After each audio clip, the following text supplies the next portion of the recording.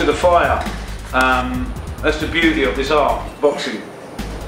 You've got to think about what made Roberto Duran so ferocious, you know, and you know where Aaron Pryor was from, and his hardship.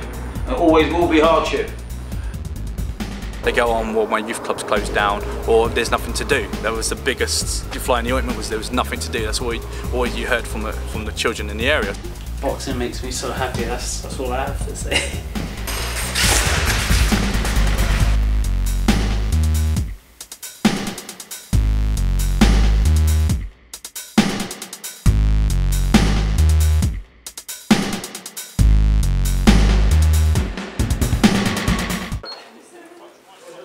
I was based in Sandsend for 7 years as like a community support officer, and I noticed that most of the clubs and youth provisions were closing down due to government cutbacks.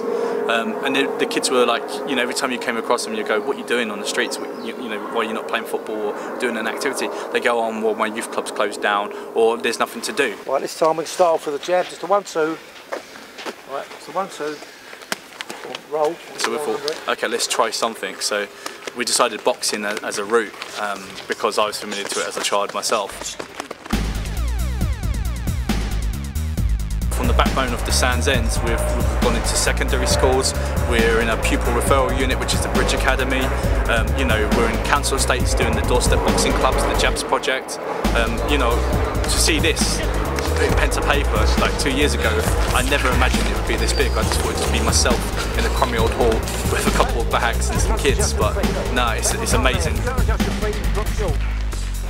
Projects like Sands End are really important for the community. They play a great part in integration as well. At our club we've got people from all walks of life over the borough that come together. It's great for the kids, it gets them off the street. It's also been great for adults. We've got a few lads who want to do it professionally. I came one day about a year ago, a little more than that. Just kept, you know, the door open and I just took it. Because I was always like, even when I'm home, I'll be just watching boxing. Oh, I could do that. I know I could do that. If I commit myself, I could do that. And then I had that opportunity, I just ran with it. And now I'm here just training. It's done everything. I would probably say in the most part, it's kept me out of trouble. We had 2 guys in the championships last year and got to the London finals, got beat on points. And then Bo, Tuvey, light middleweight, he's gone all the way and won us a national title, which is not bad after just over a year for starting the club. So we were well pleased with that, and yeah, it made everybody feel proud. And you know, hands up to everybody who helped out, all the coaches, everyone included. I actually got told to come here from youth offending, so yeah, it's part of my order. I enjoy it a lot. Like it's giving me something to do when I have nothing to do, and it's just fun. I think like when I finish everything, I think I'm gonna still carry on with it and still do it. Like it's like we all live close, so this is just like up the road for us, and like it's like it gives us all something to do, and like plus it's free. Yeah. Our boy's been coming here for about 4 months. Charlie, he really enjoys it. Since he's been coming, I can see a little bit of a change in his behaviour. He's more positive in himself. I think it's to do because I'm a single parent, and he loves being around like male figures, and the staff here are excellent. I can't knock them at all. My eldest son Matthew started boxing at Fulham Chelsea School where he attends, and I was just going there, sitting there, and Richard actually said to me one day, "Why don't you join him?" So I took him up on the offer and I joined in, and then he asked me if I'd like to train as a coach, which I thought was a fantastic opportunity. Now I'm going off my level 2, which I'm over the moon about, and yeah, it's fun, fantastic. Spartans never retreat. Spartans never surrender. Ready? Haven't you seen 300? Yeah. 300 isn't a movie, it's a way of life.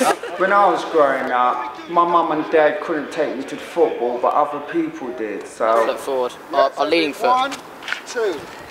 Now I'm putting back in the community, you know? That's my... I feel that I hold the community that, you know, to be honest. 2 years, voluntary, yeah. You're learning all the time as well. Okay, look on the middle, 1, 2 in the middle. Let's keep it going. Down below, 1, 9, 8, 7, 6. You know, we've asked him to sort of be patron of the club and also youth engagement ambassador for the Met Police, and he's accepted it, thank God. Thanks very much, George. We'd like you to present you with a brilliant plaque. Thank you very much. I'm a detective in the Metropolitan Police. We don't get time to mix with the people that we're serving, so it's nice for them to realise that we are human too. We don't just, you know, turn up in cars and whisk people away. We've given talks on things like gang culture and knives, and then mix that in with boxing training so the kids are having fun as well and they listen. Who's going to get arrested? Just him. He's the one who ends up in the back of the police wagon. Don't take things off your mates just to tuck into your bag, alright? Because it's you who's going to get nicked.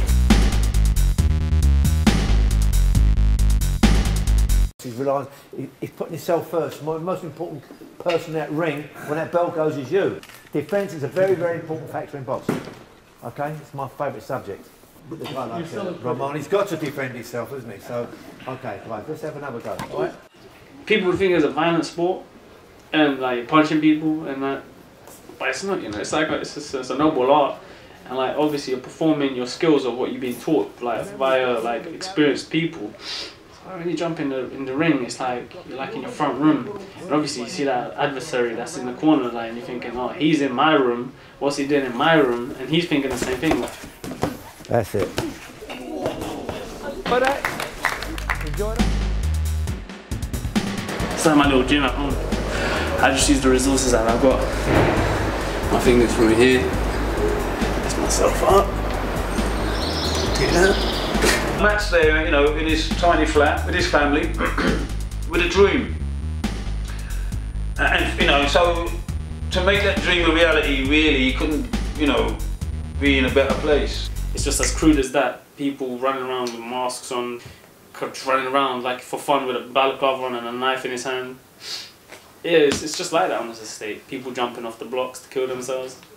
Like Dougie, like my coach, he just tells me all the time, like, mate, I know you live on this estate and it's just crazy, but like, you gotta keep yourself contained. And he says, just imagine you got this little tin can and you just contain all your little problems in there, everything that really gets you on your nerves and makes you really wound up, just keeping this little can.